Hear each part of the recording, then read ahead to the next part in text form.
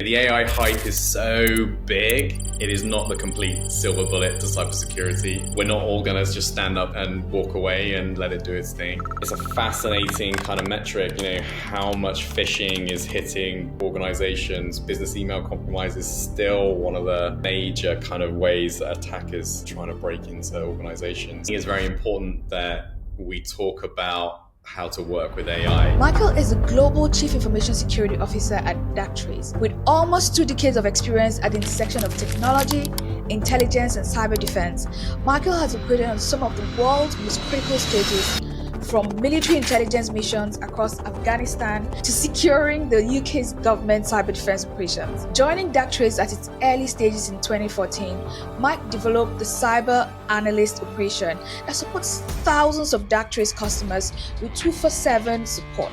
Since 2020, he's also overseen Darktrace's internal security program in his global role as Global CISO. And in 2021, the company was named a Time 100 Most Influential Company. In this special interview, we'll learn about his future-forward insights on AI cyber defense and what it really takes to lead security at scale. The security industry changes so quickly, especially in an AI-dominated world. I think something the security industry has struggled with is...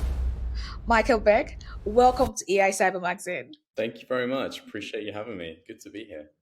Awesome. So let's dive right in. How would you describe the work you do as a CISO? I mean, especially for an AI-driven company. I often try to kind of describe the work of a CISO, and I think if you are a CISO already, you kind of know this, but it's very varied. One day I can be kind of knee-deep in compliance work and trying to figure out if we have audit actions that we need to take, and the next can be, looking at an attack that's just happened and trying to figure out, could we be vulnerable to that type of attack? It's very varied. There's lots of kind of different disciplines inside that CISO job title. I was talking about this with somebody else. I was perhaps a little resistant to become a CISO.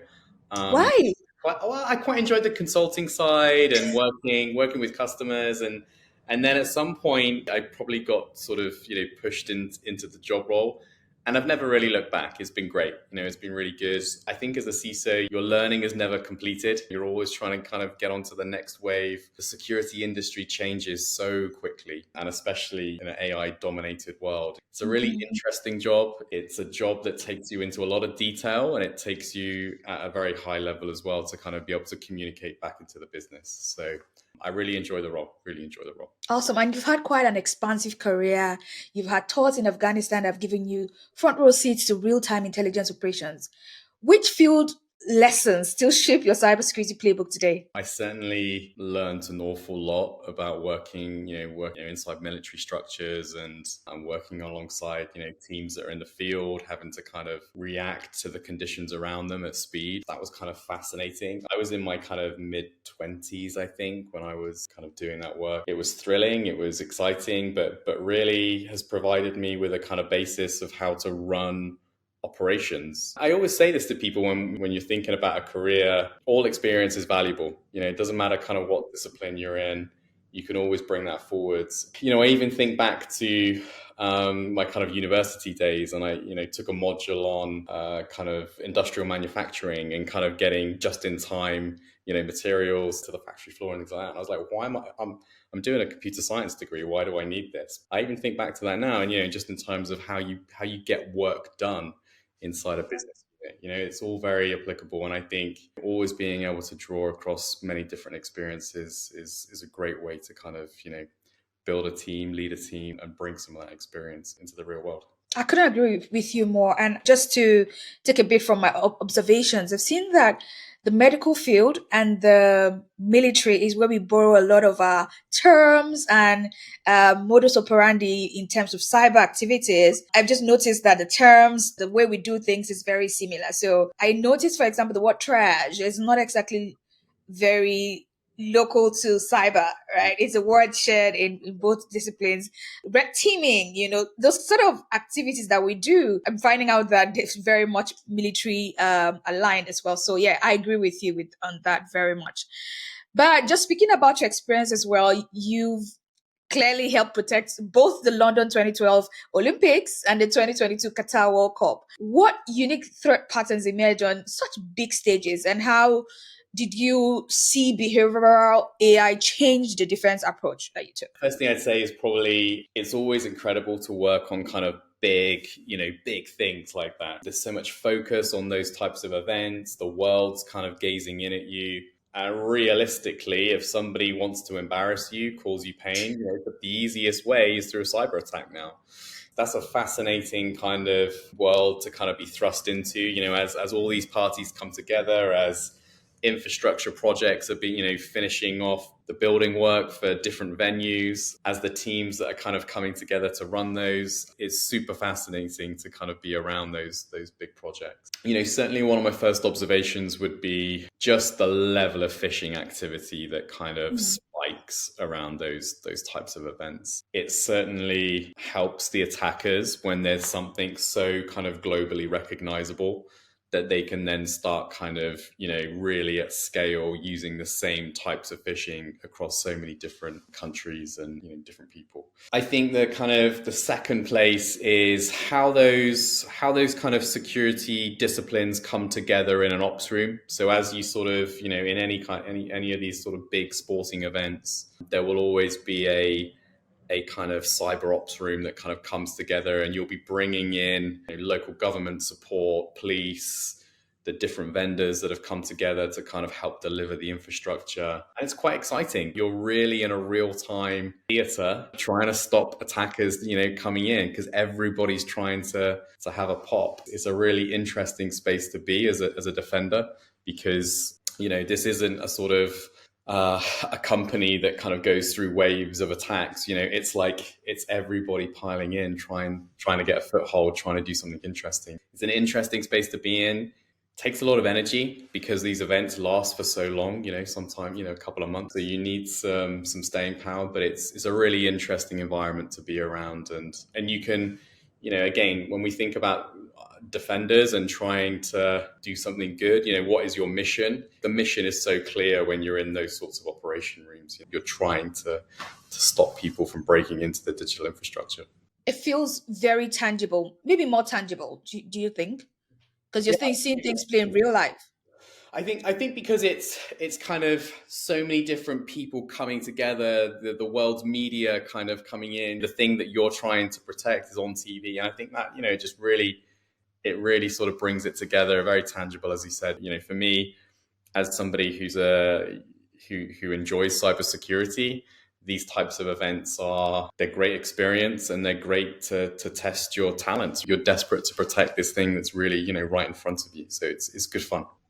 Okay, so let's switch gears a bit and get more technical with your work in Darktrace. I'd like to ask, when you first embedded self-learning AI into Darktrace's SOC, which blue team habits were instantly upended? Instantly. I think... Or gradually even? Yeah, I think I'd be a little bit controversial there and say, actually, we didn't get instant results, because you're trying to rewire what people have traditionally done. One of the hardest things about using AI and getting the genuine kind of outputs that the AI promises is that you kind of have to change your own ways of working. And that's, we're all, a little bit resistant to change, right? We're a little bit scared of it. We're a little bit, is this going to impact my job? Is it going to take my job? Is it going to do all those things? The answer is actually, when you can form a partnership with the AI, you start to get freedom to do different things, to change the way you work. And I think, to answer your question, when we first, ran it on ourselves and kind of, got our own team, just because our own team worked for Darktrace, they didn't magically change. It was a learning process. It was a rewiring process to be like, actually, we're going to let the AI take a level of control here. I always talk about it as a dial as well. The first time you do it, you're not going to set the dial to 10, right? You're going to set the dial to 1, and you're going to kind of see the responses, and you're going to start to understand, and you gradually turn that dial up to a space where the AI can take more and more, and your human defenders can start to do other things. One thing that I'm really passionate about is using our blue team knowledge, our domain knowledge, to go up against the AI. So the AI is working in the SOC, going through, triage processes. Well, let's turn our human defenders onto the threat hunting side and put it up against the AI. What can they find that's differently? How can we test in different ways? That's a great position to be in because, as we've turned the dial up to let the AI take more and more, it means our human defenders can use their domain knowledge in different types of security functions. So for me as a CISO, I'm getting more resource, I'm getting scaled resource, I'm getting the force multiplier and with the AI. It's let me build a far more rounded security operation where the two are in partnership. I'm also thinking the learnings that you took from maybe the pushbacks and the resistance to change within your team is also helping you better advise other CISOs or other colleagues that are then using the product, correct? Oh, 100%. We're all in this kind of world figuring out the outputs of AI and how to use them. I think there's a really bright future where we understand how to use AI more in a more clearer use case. So absolutely, what we were learning on ourselves, we started to bring forward into our customers. I've learned from some of our customers. I've seen how they've taken the technology and they've done things, and I'm like, that's really cool. And I brought that back and built that internally. So it's definitely a two-way street. Yeah, and another key thing that you said that was very resounding for me was that application of domain knowledge, because AI by itself really would not deliver as much dividends in cybersecurity as much as if you apply domain knowledge to it. It then solves a unique problem. So that domain knowledge is a very key thing to note there. But in your experience, how do you judge the success of unsupervised learning when it stumbles upon threats that no CVE has named yet? I mean, things like what we call unknown unknowns, or even unknown knowns. Yeah. So that's a really interesting question. And I think, one of the things I would say is if we go way back to the start, when we started Darktrace, when we started to use unsupervised machine learning, you could very quickly actually have a lot of alerts come at you about unusual activity happening in the environment. And something that we learned in the first sort of couple of years was that that's not going to work for the customer, right? They're not going to take this machine learning output to a point where they want to go and follow that through because there's no context there. What we've done with the unsupervised learning is to marry it up on the detection side with MITRE attack tactics so that we can start to put the two together. So you're using an unsupervised machine learning aligned to an attacker tactic. And as we start to build out a security narrative around what's happening, then our active component, the AI component of Darktrace, can then go and take a response and do something about it. But that's a really important step because, as you said, if there's no signature, if there's no CVE, if there's no understanding of what that is, you need to build up a body of knowledge aligned to how an attacker works to have confidence enough to say, look, we've not seen this before, but the pattern of activity aligns really strongly. Over a time series, we've got 6-7 pieces of evidence that this aligns very, very strongly with how an attacker might go about doing something. We've not seen it before. We're not seeing anybody else in the environment do it. There's enough knowledge there in the system for the AI to then go and take an action to go and disrupt that. And that's how you get around the kind of just working with signature-based attacks. I definitely want to say I think signature-based attacks is really important. It's a very good way of catching known threats. Like, in terms of signal to noise, it's a fantastic way.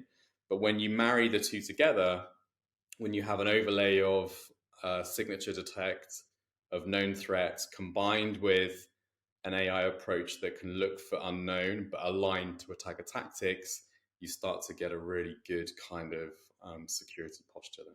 So, Mike, let's land the points you've just made now. I want you to walk us through a time that self-learning AI spotted, say, a never-before-seen attack pattern and autonomously neutralized it, or maybe advised humans in the loop about it. There's many, many examples I can pull from. I think some of the really obvious kind of cases will be some of the edge compute that we've seen very recently, where attackers are coming through the management plane of some form of, internet-facing gateway or firewall or some other product like that. And those are now hot entry points for attackers. Yeah, Clearly. I mean, it still seems crazy. Like putting that management plane kind of internet-facing is very, and as soon as they find a vulnerability in that, they're going to be straight in, and that's what we've seen. Right. So a very obvious case for some of our customers who were using some of that technology, the vulnerability was still unknown. The attackers were exploiting it.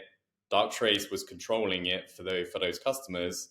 It didn't know that it was that vulnerability. It didn't know what it was, but it knew that the activity aligned to an attacker tactic, and it blocked the attacker from going any further. And then maybe 2 weeks later, we started to see kind of the CVEs come out. It started to unravel, patches became available. But it's that sort of lead time that if you're not looking for those unknown threats, you're in a dangerous space where those products are vulnerable and attackers are getting through them. Like 48 hours lead time is even a lot of time. And then thinking about 1 week lead time, like that's mind blowing. Well done to you and your team. But also going back to Blue Team still, which analyst competencies are fading and which is one niche skill that you see is suddenly mission critical in an autonomous SOC that you're building for the future? Good question. I would say, I think it's the mindset change. I think it is still the space where we're trying to get the analysts out of having to look at every single thing, because there's not enough analysts in the world. The size of our digital estates, there's not enough analysts in the world that can look at every single thing. So it's still that kind of rewiring to let AI take the kind of always on, always processing approach and join your analyst team up with the AI post that processing. I think this is a good thing. We're getting analysts away from kind of ticket. So I see that as fading, and I see that as a good thing. I think, in terms of skills that were perhaps not so much required, I think it's a broader mindset. I think it's, analysts that are not just now in a ticket mindset, but they're actually looking up and they're actually thinking about using their domain knowledge, using their business relationships, and using their kind of cyber skill sets to kind of figure out, well, here's what the AI seems to be dealing with.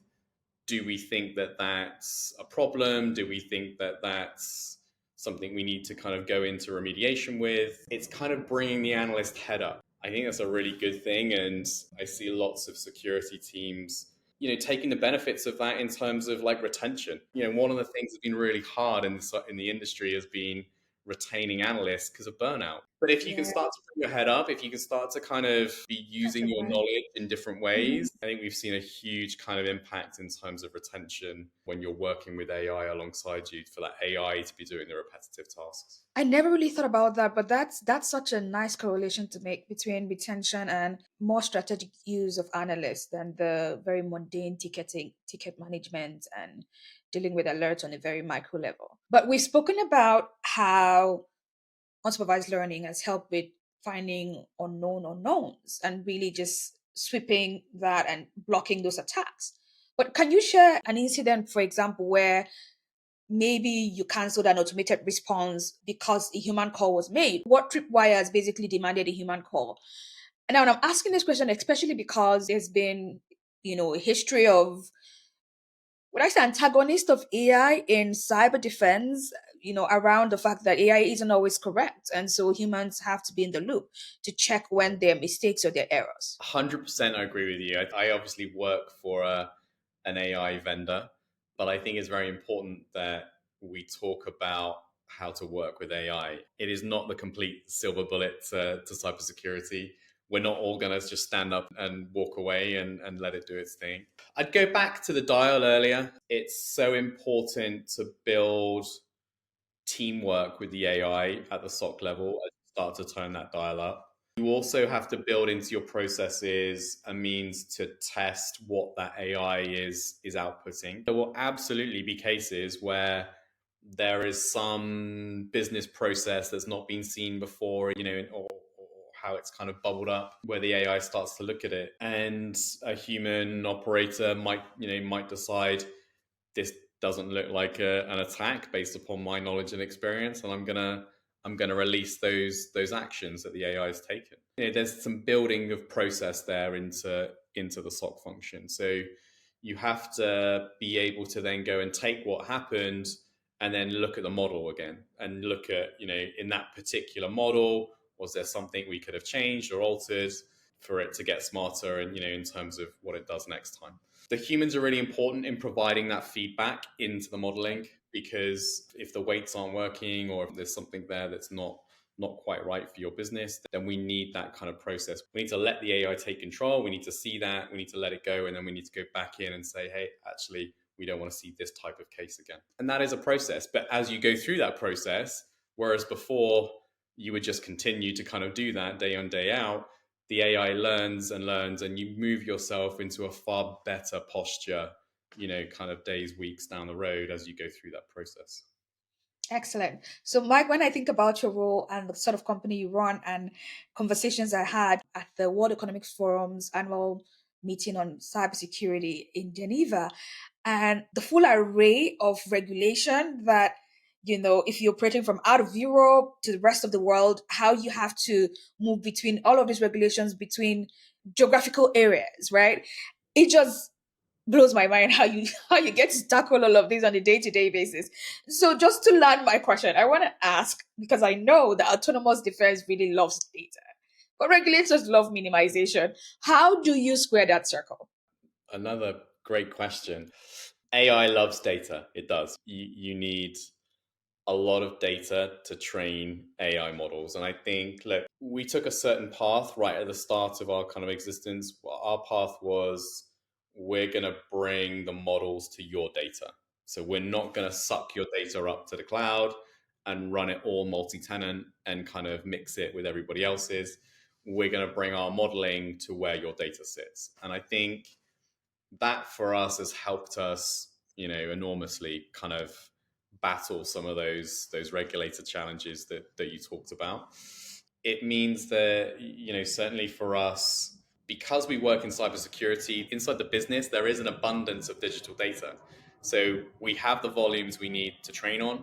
We can keep that modeling inside your business. So we don't need to talk to cloud services or additional cloud services to kind of mix it with other people's data to get the volumes. We don't need that. And it means our customers can be guaranteed that they're in a single tenant environment, their data isn't being mixed with other people's. Our customers have kind of really enjoyed that. There's still a good conversation to be had at the presentation layer. Obviously, you don't need to surface a lot of the stuff to kind of bring it out into the UI, into some of the reasoning. I think there's a balance so that people aren't just receiving black box kind of output, like, computer says do this, but without any reasoning behind it. So there's certainly a balance to try and then present back to the user some of the more kind of the reasoning elements of why the AI has chosen to take that route. That's a discussion we'll continue to have in AI as to how much reasoning we get from the underlying modeling.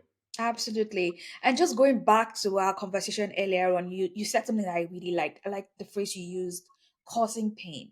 I think that's a very tangible way of talking about risk, that basically cyber risk causes pain. So my next question is, what classic risks cause collapse under an autonomous defense paradigm, and what new KPIs replace them, in your opinion? I mean, certainly in terms of the classic indicators, things like, time to detect, time to contain, they're the very obvious ones. You start to move from this kind of analyst ticket to an always on AI. It doesn't eat, it doesn't sleep, doesn't go on holidays. It's always working. Doesn't take sick leave. No, doesn't need that. When you mix in AI into those types of operation, it really gives you much greater improvement on those sorts of metrics.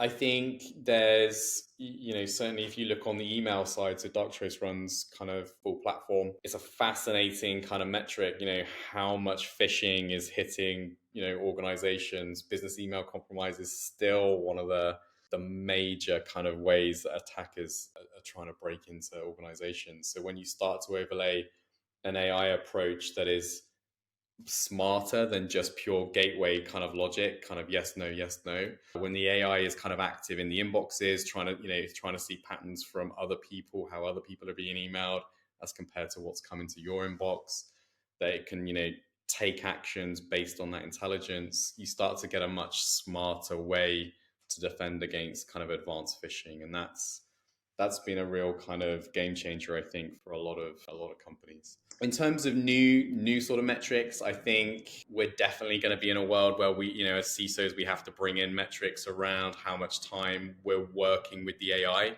I think that's important as a return on investment indicator. How much of this security operation function is going into working with the AI in the first place versus our returns that we're receiving. And as we start to be able to kind of measure those and bring those to the table, I think it starts to let CISOs have a really good conversation with boards around what their investment in AI is producing. You start to see the business logic flow from those security teams into the AI. You start to see some really great results in terms of that containment time and then the amount of time it's taking to work with the AI in the first place. So I'm taking it that some of the biggest things that CISOs will sell to their boards around the ROI on using AI against not using it will be things like retention, speed, and what else would you want to add to that list? It would depend on kind of, appetite as to how detailed people want to get. But I think there should be conversations in there around kind of false positive rates and things like that, because that's an important understanding of using AI, that kind of hallucination type scenario. And then an understanding of the processes that people are adopting to kind of make sure that they're combating that. Another metric, I certainly use it in my own function, is the amount of time spent on threat hunting. I think that's a really good metric for me to show that we are using human analysts with great domain knowledge, with great cyber expertise to go and battle the AI. And then I also show how many model changes we've placed based upon that output. So I can start to see how the team, I can start to demonstrate how the teams are working together with the AI. So I'll go back to just your response right now, because I really liked what you said around hallucination. What are some of the strategies that you see are being used to manage hallucination? I don't think there's any easy way to do it. You just got to kind of do the work. Where you see AI taking action that you, as an analyst, with cyber experience, believe actually that doesn't feel right, you bring that in for a rework on the modeling. And that's just a cycle that you have to go around. Awesome.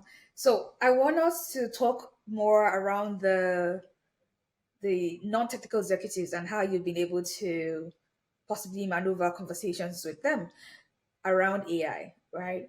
What metaphor or visual finally helped you land what autonomous defense is for non-technical executives? I'm not entirely sure we've found that single metaphor yet of what that means. Something that resonated a lot for Darktrace for a very long time was an immune system, just like a human. Love it. The way the body is able to latch on to a virus that enters and be able to respond to that is a very easy way to understand how you might kind of go about thinking about autonomous response with AI. I think the challenge has kind of moved on from that because AI has suddenly exploded all around us. There is this kind of feeling that generative AI equals all AI. That's probably one of the harder challenges today to kind of break through into an executive audience is not all AI is generative. Not all AI needs to be on pre-trained models, kind of up in the cloud.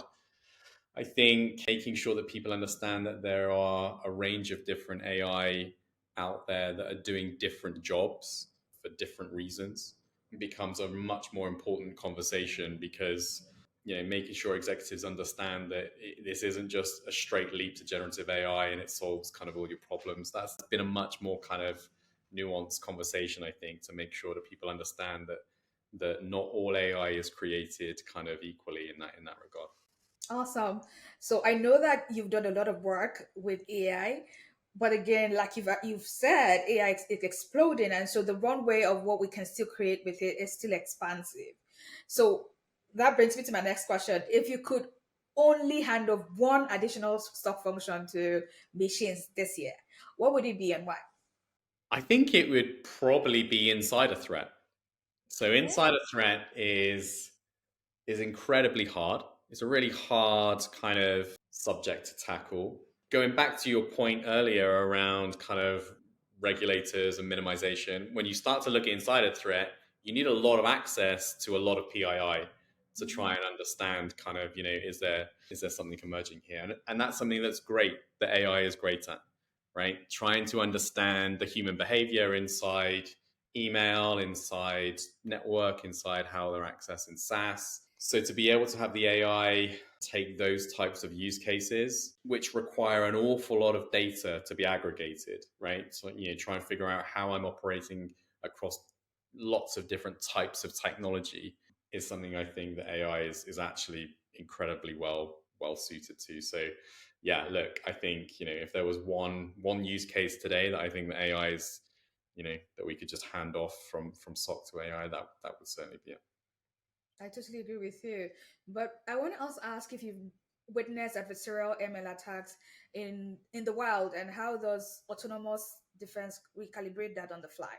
Yeah, I mean, I think they're happening all around us. I think, the mixture of kind of attackers that are coming at us from, social engineering, from text messaging, from WhatsApp, there's lots of those sorts of vectors that are kind of the attackers trying to kind of mix so that it kind of marries up to us like taking action. So I think, for me, you see those a lot. Customers experience those a lot. Certainly impersonation attacks from senior executives. Trying to get somebody to do something quickly is always, of interest.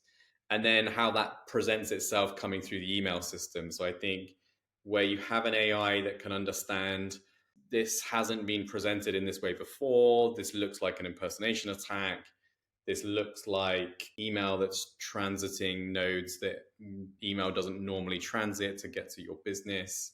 Lots of kind of elements of email being pieced together to understand that. Mike, we're almost closing out now. I want you to finish this sentence. The security industry still has no idea how to dash, fill in the blank. Gosh, that's a tough question. Tough question. I think something the security industry has struggled with is doing the basics. I still always come back to, you don't need to buy lots of expensive technology. You don't need to kind of, spend, huge programs, building all these things together. There is still some really good advice out there from the NCSC in the UK. There will be some good advice on the basics, the 10 things that you can do to really make it harder for an attacker. And I think, remember, you're just trying to make sure that you have a level of integrity the attacker struggles with. And if they struggle with it, they'll move on, right? And I think that's the bit that is really important, is trying to kind of lower that bar of how hard we're making cyber. You do the basics, a lot of the attackers will skip forward. There are obviously business verticals that need to do an awful lot more than that. But generally speaking, my advice to many people is like, there's just good quality advice out there. Go and look at it. And, with a couple of good people, you can engineer that good advice in a way that makes you a really hard target already. Preach. I really love that point so much, because I've been such a big advocate of just start from the basics, because what is also happening with AI now is that everyone is leaving the basics and just slapping on some shiny tool on it and thinking that you can put on lipstick on a pig, and it doesn't work that way. So I really love the fact that you, of all people, hit on this point, because it really just cements a lot of things we need to hear more. So thank you so much, Mike, for that. But then I want you to describe the SOC of 2030 in 3 words. Oh my gosh, you hit me with some hard questions here. The SOC of 2030 in 3 words. I'm going to go with minimalist. Okay. I'm going to go with knowledgeable. Awesome. And I'm going to go with context. Awesome. So to wrap it all up, if you were to leave one question for the next guest of AI Cyber Magazine without knowing who they are, what would you like them to answer? I think it's probably, I'm always interested to hear with AI, like, what's your favorite use case that you have, and what's the kind of hype that you've not seen with AI? I think those two are always the kind of a nice contrast to kind of how people are thinking about AI. I look at my kids and how some of the AI tooling's coming through to them in school and things like that. and it's kind of fascinating. They use it in completely different ways to kind of how I use it. I think, the AI hype is so big. And so I think for me as an individual, I am always trying to, figure out how people are, certain use cases. I love seeing our customers who are using AI in ways I've never imagined our own AI to be used. And I can bring that back into my own operations. So probably that sort of thing. Very, very interesting one there. I also saw an interview by OpenAI's Sam Altman where he said he's just seen kids in school. The same thing he said, and the use case he's seeing is like, whoa, that's so different from the way we use this same tool. So I definitely agree with you. Yeah. Mike, thank you so much for coming on the show. I had fun, clearly, chatting with you, and I'm very sure that everyone who watches this video would have so much value from it. Thank you for your time and for this great conversation. Thank you, Confidence. Great to talk.